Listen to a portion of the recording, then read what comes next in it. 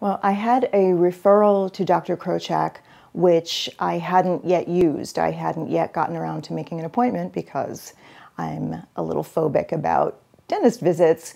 But push came to shove when I cracked off part of a tooth, part of a crown, I think, that had been giving me trouble for some years. And the problem was that I was due to go into surgery in a week and a half, and I thought, if this is the warning, then I need to address this tooth and not have to worry about it a month after surgery. So my first visit to Dr. Krochak was an emergency visit before I was having surgery, and not an ideal situation for someone who is anxious about seeing a dentist.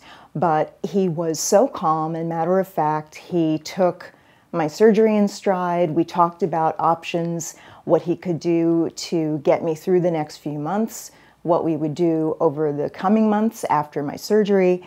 And he made me so comfortable, in fact, that I told him to just go ahead and pull the tooth. It was going to need an implant at some point in the future anyway, and that was a long-term plan. And he just made me so comfortable with how he was approaching it, how he was including me as a partner in the decision-making process. And I said, pull it. So within 15 minutes of meeting him for the first time, he was pulling a tooth out of my head. And I haven't looked back. He's terrific.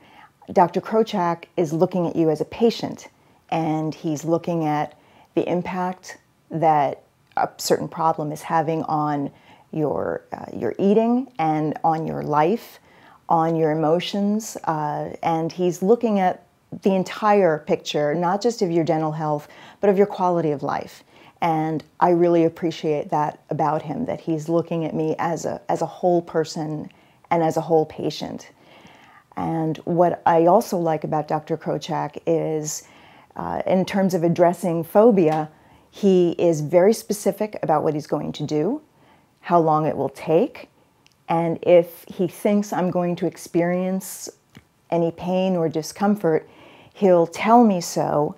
He'll tell me the kind of feeling I'll have and about how long it will last. And instead of stoking a fear, it actually allays it, because I can count.